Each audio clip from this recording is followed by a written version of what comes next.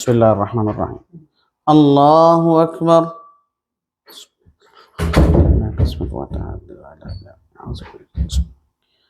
الحمد لله رب العالمين الرحمن الرحيم مالك يوم الدين إياك نعبد وإياك نستعين اهدنا الصراط المستقيم صراط الذين أنعمت عليهم غير المغضوب عليهم ولا الضالين.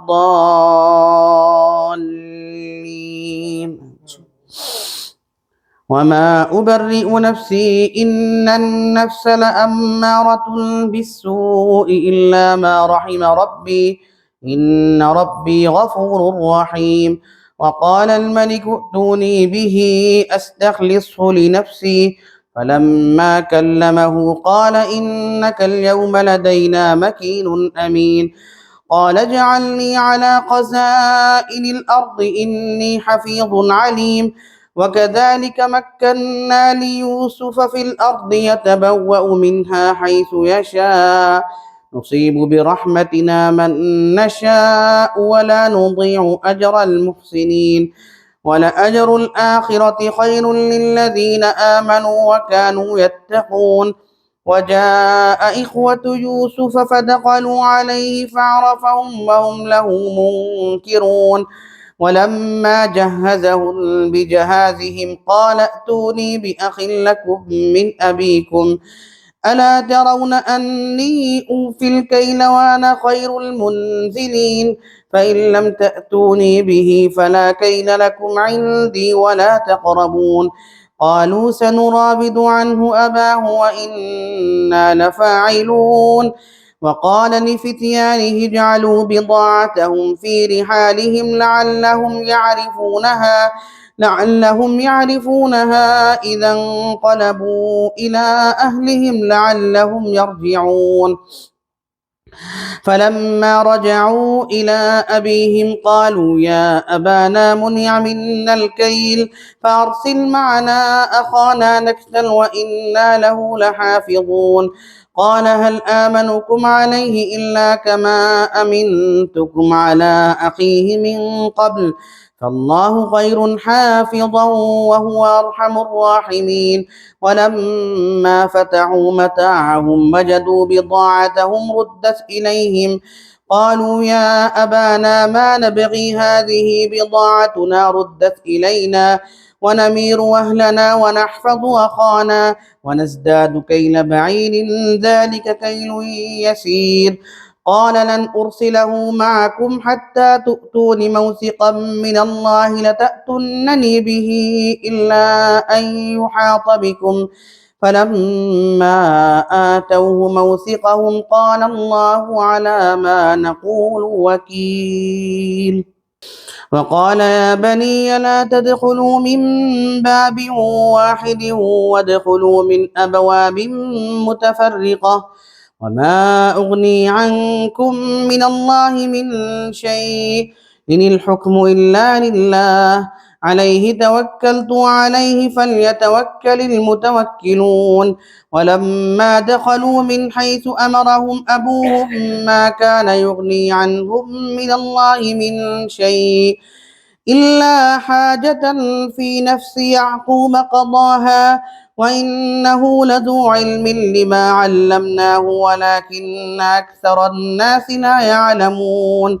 ولما دخلوا على يوسف آوى إليه أخاه قال إني أنا أخوك فلا تبتئس بما كانوا يعملون. فلما جهزهم بجهازهم جعل السقاية في رحل أخيه ثم أذن مؤذن أيتها العير إنكم لسارقون. قالوا وأقبلوا عليهم ماذا تفقدون قالوا نفقد سواع الملك ولمن جاء به حمل بعير وأنا به زعيم. قالوا تالله لقد علمتم ما جئنا لنفسد في الأرض وما كنا سارقين. قالوا فما جزاؤه إن كنتم كاذبين. قالوا جزاؤه من وجد في رحله فهو جزاؤه كذلك نجزي الظالمين. فبدأ بأوعيتهم قبل وعاء أخيه ثم استخرجها من وعاء أخيه كذلك كدنا ليوسف ما كان ليأخذ أخاه في دين الملك إلا أن يشاء الله نرفع درجات من نشاء وفوق كل ذي علم عليم. قالوا إن يسرق فقد سرق أخ له من قبل فأسرها يوسف في نفسه ولم يبدها لهم قال أنتم شر مكانا والله أعلم بما تصفون. قالوا يا أيها العزيز إن له أبا شيخا كبيرا فخذ أحدنا مكانه إنا نراك من المحسنين. قال معاذ الله أن نأخذ إلا من وجدنا متاعنا عنده إنا إذا لظالمون. فلما استيئسوا منه خلصوا نجيا قال كبيرهم ألم تعلموا أن أباكم قد أخذ عليكم موثقا من الله ومن قبل ما فرطتم في يوسف فلن أبرح الأرض حتى يأذن لي أبي أو يحكم الله لي وهو خير الحاكمين. ارجعوا إلى أبيكم فقولوا يا أبانا إن ابنك سرق وما شهدنا إلا بما علمنا وما كنا للغيب حافظين. واسأل القرية التي كنا فيها والعير التي أقبلنا فيها وإنا لصادقون. قال بل سولت لكم أنفسكم أمرا فصبر جميل عسى الله أن يأتيني بهم جميعا إنه هو العليم الحكيم. وتولى عنهم وقال يا أسفا على يوسف وابيضت عيناه من الحزن فهو كظيم. قالوا تالله تفتأ تذكر يوسف حتى تكون حرضا أو تكون من الهالكين. قال إنما أشكو بثي وحزني إلى الله وأعلم من الله ما لا تعلمون. يا بني يذهبوا فتحسسوا من يوسف وأخيه ولا تيأسوا من روح الله إنه لا ييأس من روح الله إلا القوم الكافرون. فلما دخلوا عليه قالوا يا أيها العزيز مسنا وأهلنا الضر وجئنا ببضاعة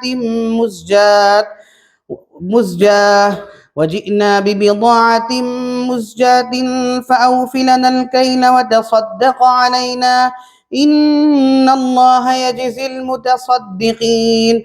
قال هل علمتم ما فعلتم بيوسف وأخيه إذ أنتم جاهلون.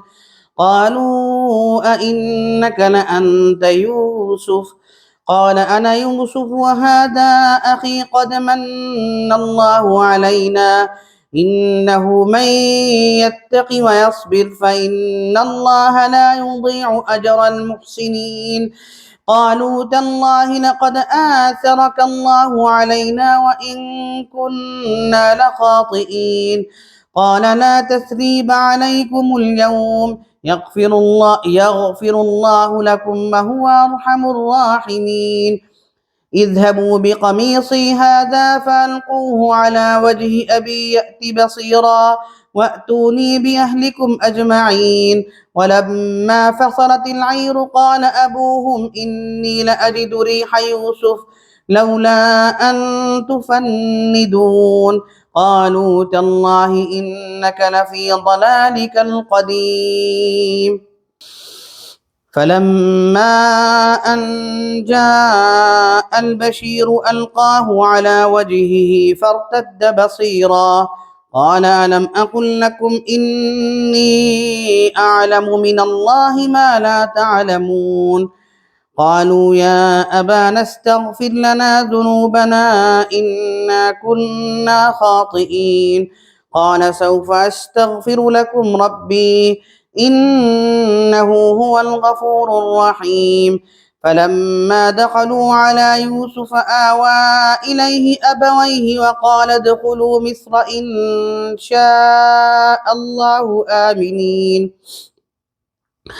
ورفع أبويه على العرش وخروا له سجدا وقال يا أبت هذا تأويل رؤياي من قبل قد جعلها ربي حقا وقد أحسن بي إذ أخرجني من السجن وجاء بكم من البدو من بعد أن نزغ الشيطان بيني وبين إخوتي إن ربي لطيف لما يشاء إنه هو العليم الحكيم. رب قد آتيتني من الملك وعلمتني من تأويل الأحاديث فاطر السماوات والأرض أنت وليي في الدنيا والآخرة توفني مسلما وألحقني بالصالحين. ذلك من أنباء الغيب نوحيه إليك وما كنت لديهم إذ أجمعوا أمرهم وهم يمكرون وما أكثر الناس ولو حرصت بمؤمنين وما تسألهم عليه من أجر إن هو إلا ذكر للعالمين. وكأي من آية في السماوات والأرض يمرون عليها وهم عنها معرضون وما يؤمن أكثرهم بالله إلا وهم مشركون. أفأمنوا أن تأتيهم غاشية من عذاب الله أو تأتيهم الساعة بغتة وهم لا يشعرون. قل هذه سبيلي أدعو إلى الله على بصيرة أنا ومن اتبعني وسبحان الله وما أنا من المشركين. وما أرسلنا من قبلك إلا رجالا نوحي إليهم من أهل القرى أفلم يسيروا في الأرض فينظروا كيف كان عاقبة الذين من قبلهم ولدار الآخرة خير للذين اتقوا أفلا تعقلون. حتى إذا استيأس الرسل وظنوا أنهم قد كذبوا جاءهم نصرنا فنجي من نشاء ولا يرد بأسنا عن القوم المجرمين. لقد كان في قصصهم عبرة لأولي الألباب ما كان حديثا يفترى ولكن تصديق الذي بين يديه وتفصيل كل شيء وهدى ورحمة لقوم يؤمنون. ألف لام ميم را تلك آيات الكتاب والذي أنزل إليك من ربك الحق ولكن أكثر الناس لا يؤمنون. الله الذي رفع السماوات بغير عمد ترونها ثم استوى على العرش وسخر الشمس والقمر كل يجري لأجل مسمى. الله الذي رفع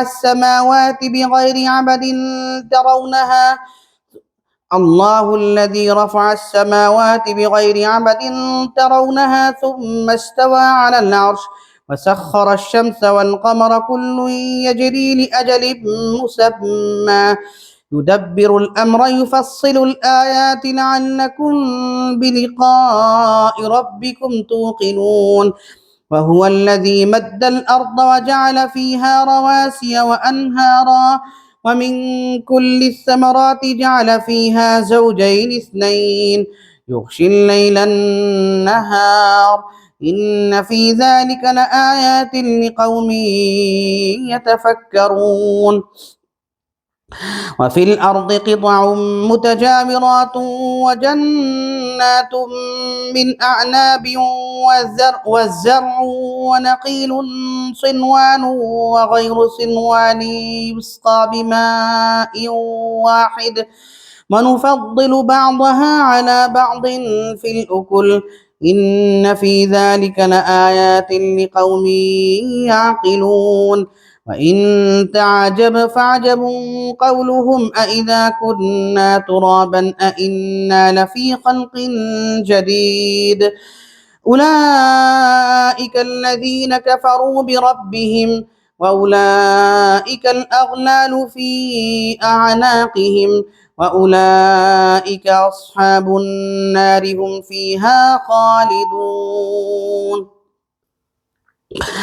ويستعجلونك بالسيئة قبل الحسنة وقد خلت من قبلهم المثلات وإن ربك لذو مغفرة للناس على ظلمهم وإن ربك لشديد العقاب ويقول الذين كفروا لولا أنزل عليه آية من ربه إنما أنت منذر ولكل قوم هاد الله يعلم ما تحمل كل أنثى وما تغيض الأرحام وما تزداد وكل شيء عنده بمقدار عالم الغيب والشهادة الكبير المتعال سواء منكم من أسر القول ومن جهر به ومن هو مستخف بالليل وسارب بالنهار له معقبات من بين يديه ومن خلفه يحفظونه من أمر الله إن الله لا يغير ما بقوم حتى يغيروا ما بأنفسهم وإذا أراد الله بقوم سوءا فلا مرد له وما لهم من دونه من وال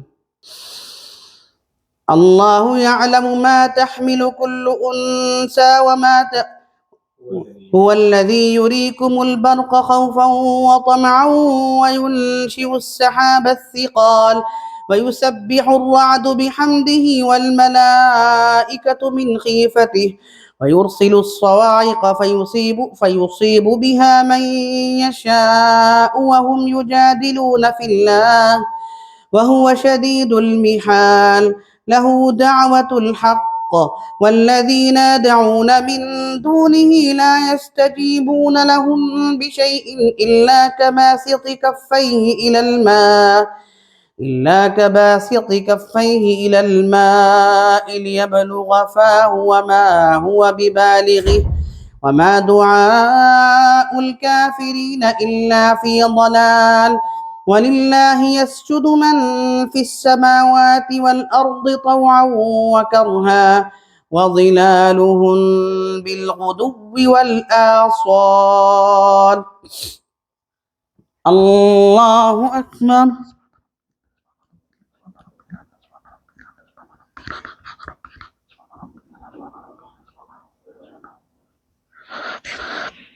الله أكبر قل من رب السماوات والأرض قل الله قل أفاتخذتم من دونه أولياء لا يملكون لأنفسهم نفعا ولا ضرا قل هل يستوي الأعمى والبصير أم هل تستوي الظلمات والنور أم جعلوا لله شركاء خلقوا كخلقه فتشابه الخلق عليهم قل الله خالق كل شيء وهو الواحد القهار أنزل من السماء ماء فسالت أودية بقدرها فاحتمل السيل زبدا رابيا ومما يوقدون عليه في النار ابتغاء حلية أو متاع زبد مثله كذلك يضرب الله الحق والباطل